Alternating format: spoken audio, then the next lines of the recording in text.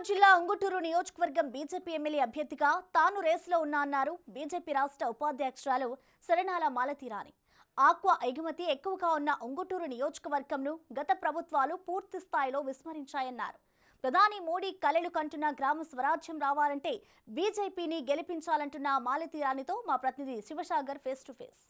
ఏపీలో ఎన్నికల వేడి ప్రారంభమైంది. ఇప్పటికే సీట్లకు సంబంధించి అభ్యర్థులు కొంత ప్రచారంలోకి వెళ్తున్నారు. అటు అధిష్టానాల దగ్గరికి వెళ్ళి తామే అభ్యర్థులుగా ఉంటామని కూడా చెప్తున్నారు. ప్రస్తుతం మనం ఉంగుటూరు నియోజకవర్గంలోనూ ఉంగుటూరులో బీజేపీ రాష్ట్ర ఉపాధ్యక్షురాలు శరణాల మాలతీరాణి ఉంగుటూరు నియోజకవర్గానికి సంబంధించి బీజేపీ రేసులో ఉంటూ తాను అభ్యర్థిత్వాన్ని పరిశీలించాలంటూ కూడా పురంధేశ్వరిని కోరడం జరిగింది. మనతో ఆమె ఉన్నారు, మాట్లాడించే ప్రయత్నం చేద్దాం. మేడం, ఏంటి ఎమ్మెల్యే క్యాండిడేట్గా నేను కూడా రేసులో ఉన్నాను, ఉంగుటూరు బీజేపీకి ఇవ్వాలంటూ కూడా మీరు అడిగినట్లుగా తెలుస్తుంది. ఎంతవరకు వాస్తవం, ఏం చెప్పారు బీజేపీ రాష్ట్ర అధ్యక్షురాలు పురంధేశ్వరి?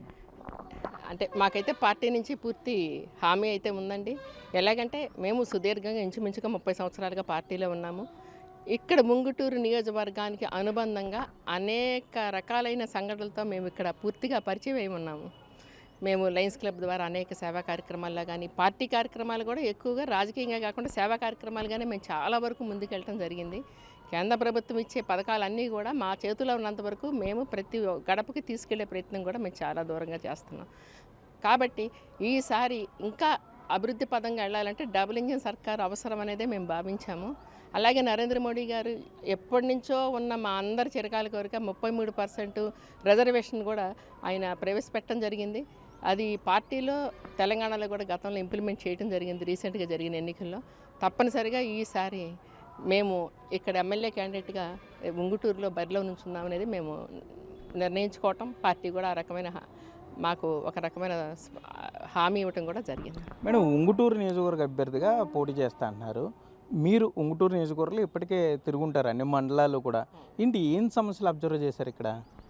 అంటే నిజానికి ఎప్పుడో బ్రిటిష్ కాలంలో కట్టినటువంటి బ్రిడ్జెస్ చాలా ఉన్నాయండి. మన గుండుగలంలో పూర్తిగా పడిపోయాక మాత్రమే అక్కడ కన్స్ట్రక్షన్ తీసుకోవడం జరిగింది. గతంలో అనేక పార్టీలు అవన్నీ కూడా మేము కన్స్ట్రక్ట్ చేస్తామని హామీలు ఇచ్చి వచ్చున్నాయి.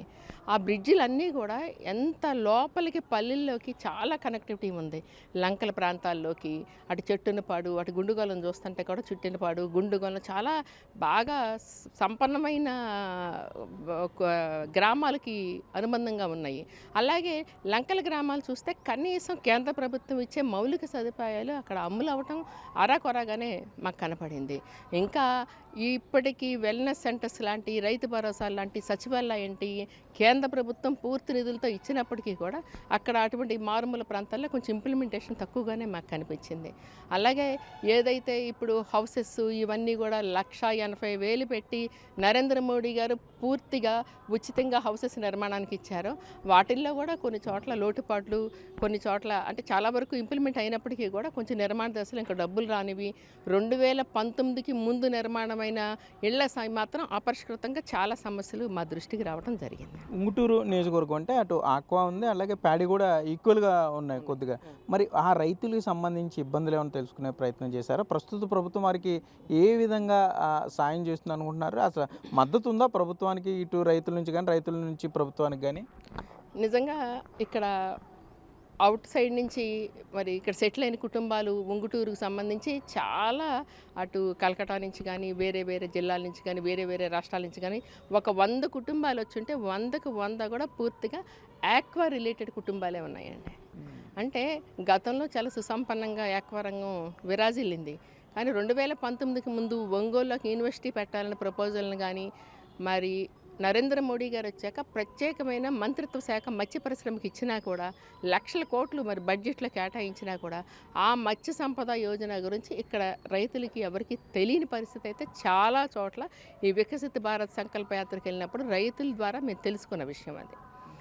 మరి మత్స్య సంపద యోజన అంటే రైతులకి ఇంచుమించు ఎస్సీలకి అయితే 60% సబ్సిడీతో మరి ఓసీ బీసీలకి అయితే 40% సబ్సిడీతో మరి చాలా రకాలైన పరికరాలు, అలాగే ఏమైనా శీతలీకరణ గిడ్డంగులు అంటే మనం పట్టుకున్న చేపలను కూడా పెట్టుకోవడానికి కోల్డ్ స్టోరేజీలు లాంటివి కూడా 70% సబ్సిడీలతో మహిళలకు కూడా ఉన్న పరిస్థితి ఉంది. అసలు ఇక్కడ అవి ఏమీ తెలియని పరిస్థితి. అలాగే ఆక్వా రంగానికి రూపాయిన్నరకే కరెంట్ ఇస్తామనేది ఒకప్పుడు హామీల్లో ఉండి అది పూర్తిగా నిర్లక్ష్యం చేయబడింది. ఇక్కడ ఆక్వా రంగం 2019 తర్వాత పూర్తిగా ఇక్కడ రాష్ట్ర ప్రభుత్వంతో నిర్లక్ష్యం చేయబడ్డ ధోరణి అయితే మాకు పూర్తిగా కనపడిందండి. అలాగే అగ్రికల్చర్లో కూడా గతంలో మరి ఇక్కడ కమిషన్ వ్యాపారుల ద్వారా ఎలాగైనా కానీ మిల్లర్స్ తీసుకెళ్ళిపోయేవారు. ఇప్పుడు సంచులు మేమే ఇస్తాం, అలాగే మేమే లిఫ్ట్ చేస్తామంటే లారీలు రాని పరిస్థితి. అది పూర్తిగా రైతులు మొత్తం పంట చేతికొచ్చాక అకాల వర్షాల్లో వాళ్ళు ఇబ్బందులు పడిపోయి తేమ శాతం ఎక్కువైపోయి మొలకొచ్చిన వడ్లు కొనక అనేక రకాలైన ఇబ్బందులు 25 రోజులు 45 రోజులు అక్కడ ప్రభుత్వం లిఫ్ట్ చేయక అగ్రికల్చర్ రంగం చాలా ఇబ్బంది పడిపోతుంది. హార్టికల్చర్కి కూడా పూర్తి స్థాయి సపోర్టు ఇక్కడ ఎక్కడ కూడా కనపడిన పరిస్థితి ఉంది. మరి ఇక్కడైతే అధికార పక్ష నిర్లక్ష్యం అయితే మాకు చాలా వరకు స్పష్టంగా కనపడుతుంది. మేడం ఏంటిది మీకు తెలుసా అని ఒక పాంప్లెట్ రెడీ చేశారు సర్నాల్ మాల్తీరా అని బీజేపీ రాష్ట్రం. ఈ పాయింట్లన్నీ ఇచ్చారు. ఏంటి మన కుటుంబానికి, మన రైతులకు, ఇటు గ్రామానికి, రాష్ట్రానికి. ఇందులో ఏంటి మేడం మీరు జగనన్న నాడు నేడు కూడా సెంట్రల్ అంటున్నారు, సచివాలయాలు కేంద్రమే కట్టింది అంటున్నారు. ఏంటి నిజమేనేది? ఎస్ అండి. మరి ఉపాధి హామీ పథకం మన గ్రామంలో మన వ్యక్తులకి అంటే ఉపాధి లేక పల్లెలు ఖాళీ అయిపోయే పరిస్థితి, దేశంలో అనేక పల్లెటూళ్ళు వలస వెళ్ళిపోయే పరిస్థితి. కేవలం మరి ఉపాధి హామీ పథకం ద్వారా మాత్రమే పల్లెలన్నీ కూడా ఇప్పుడు సుభిక్షంగా ముందుకెళ్తున్నాయి. ప్రతి వ్యక్తికి అర్హులైన వాళ్ళకి 100 రోజుల పాటు ఉపాధి హామీ ఇచ్చి మన గ్రామంలో మన పని మనం చేస్తే రోజు 272 రూపాయలు అంటే ఒక కుటుంబానికి మరి 100 రోజులు పనిచేస్తే 27,000 రూపాయలు పైచిలుకు ఇచ్చే పరిస్థితి అయితే ఈ రోజున ఎన్ఆర్ఈజీఎస్ పూర్తిగా కేంద్ర ప్రభుత్వ నిధులతోనే నడుస్తుంది. మరి అలాగే ఈ రోజున మరి రైతు భరోసా కేంద్రాలు 100% కేంద్ర ప్రభుత్వ నిధులే. అక్కడ పూర్తిగా రైతుకి సంబంధించిన పూర్తి మెటీరియల్ కానీ, మంచి మేలిమి విత్తనాలు కానీ, వాళ్ళు ఈ మార్కెటింగ్ సంబంధించిన సదుపాయాలు కానీ, మరి నేల పరీక్షలు, భూసార పరీక్షలు కానీ, ఇవన్నీ కూడా కేంద్ర ప్రభుత్వం పల్లెటూరులో రైతుల ముంగిట్లో వాళ్ళ కాళ్ళ దగ్గరికి తీసుకొచ్చిన పరిస్థితి. ఇది నాడు నేడు అంటే రాష్ట్ర ప్రభుత్వం నాడు నేడు సంబంధించి కానీ, లేకపోతే ఈ సచివాలయాలు కానీ రాష్ట్ర ప్రభుత్వం మంచి పేరు తెచ్చిపెట్టాయి. రాబోయే ఎన్నికల్లో వారి ప్రధాన ఎన్నికల అస్త్రాలుగా కూడా చెప్పుకోవచ్చు. అవి బీజేపీ అంటున్నారేంటి మీరు? మరి మాతో మరి వికసిత సంకల్ప యాత్రలో ఎంఈఓలు సైతం మా పక్కన నోడల్ అధికారులుగా కూర్చున్నారు. వాళ్ళు స్పష్టంగా చెప్పింది ఏంటంటే సర్వశిక్ష అభియాన్ అది వాజ్పేయి గారు తీసుకొచ్చారు.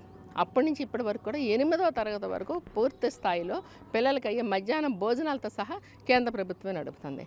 మరి అంగన్వాడీల్లో పౌష్టికాహారం, అలాగే అంగన్వాడీల నుంచి బాలింతలకు వెళ్ళే పౌష్టికాహారం అది 100% కేంద్ర ప్రభుత్వ నిధులతోనే వెళ్తున్నాయి. ఒక మహిళ గర్భం దాల్చిన 2వ నెల నుంచి కూడా ఆశా వర్కర్ల చేత ఐడెంటిఫై చేయించి ప్రతి నెల 9వ తారీఖున మరి వాళ్ళకి మిషన్ ఇంద్రధనుసు ద్వారా వాళ్ళకి పరీక్షలు, టీకాలు చేయించడం, ఆ వ్యక్తి డెలివరీ అయ్యే వరకు కూడా ఆ మహిళ పూర్తి బాధ్యత కేంద్ర ప్రభుత్వ నిధులతో మాత్రమే వాళ్ళు తీసుకొని పిహెచ్సి సెంటర్స్ బాధ్యత తీసుకోవడం జరుగుతుంది. అది గవర్నమెంట్ హాస్పిటల్ అమ్మే డెలివరీ అయితే 6,000 రూపాయలు ఆ మహిళకి ఇచ్చే పరిస్థితి ఉంది. ప్లస్ ఆవిడ బాలింతరాళ్ళు వాళ్ళ ఆహారం తీసుకుంటే ఆ బలం సరిపోదని చెప్పి ఎక్కడ కూడా తల్లి శిశు మరణాలు జరగకుండా మరి పౌష్టిక ఆహారం ఇచ్చి తద్వారా మదర్ ఫీడింగ్ ద్వారా కూడా ఆ పిల్లల్ని కూడా సంరక్షించడం. అంతకుముందు అరాకొర గవర్నమెంట్ హాస్పిటల్స్లో పిల్లలకి టీకాలు వేసేవారు.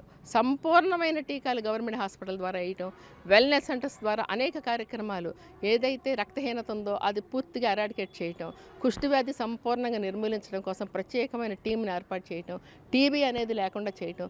ఇన్ కేస్ టీబీ అంటూ ఒక వ్యక్తికి ఐడెంటిఫై చేస్తే ఒకప్పుడు ఎక్కడో మదనపల్లిలోనో ఎక్కడో దూరంగా విసిరివేయబడ్డ వ్యక్తికి వెలివేసిన వ్యక్తిలాగా ఉండేవారు.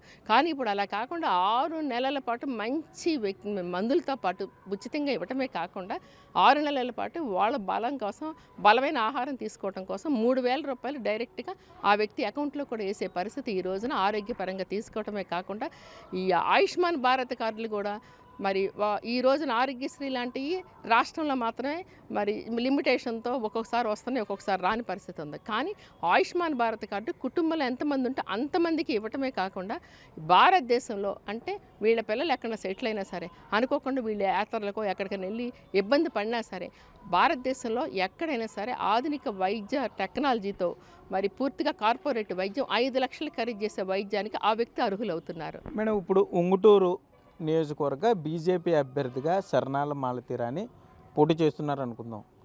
ఏంటి ప్రజల్లోకి ఏ విధంగా వెళ్ళబోతున్నారు, ఏం హామీలు ఇస్తారు? మీరు ఇద్దరు బ్రిడ్జిల గురించి చెప్పారు. గత 40-50 ఏళ్ళుగా కూడా జాతీయ రహదారికి ఆనుకుని ఉంటాయి.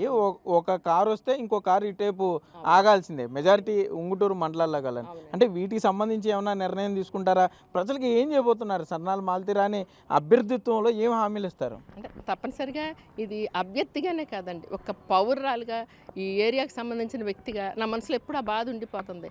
అరే మంచి లోపల లక్ష్మీపుత్రులందరూ మాకు ఆ బ్రిడ్జెస్ అవతలే ఉన్నారు. గ్రామాలన్నీ కూడా చక్కటి కదలికలు, స్కూల్స్ నుంచి వచ్చే పిల్లలు వీళ్ళంతా కూడా. మరి అటువంటిప్పుడు మన ఏరియాలో మన బ్రిడ్జ్లు అన్నీ ఉండి చేయించుకోలేకపోతున్నాను బాధ నాకు ఎప్పుడు ఉండేది. 100 ఏళ్ళు 120 ఏళ్ళు అయిపోయిన పరిస్థితి. ఖచ్చితంగా ఫస్ట్ అయితే మేము దాని మీద దృష్టి పెడతామండి.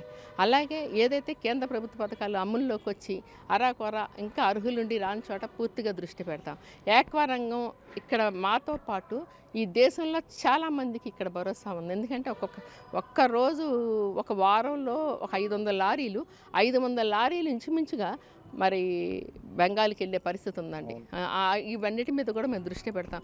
అగ్రికల్చర్కి కూడా ఏం కావాలి అంటే ఇప్పుడు మేము ఒక గృహిణిగా మా ఇంటిని మేము ఎలా చూసుకుంటాము, దానికి ఒక ఇంటికైతే హామీలు అవసరం లేదు, మేము ఇవి చేస్తామని.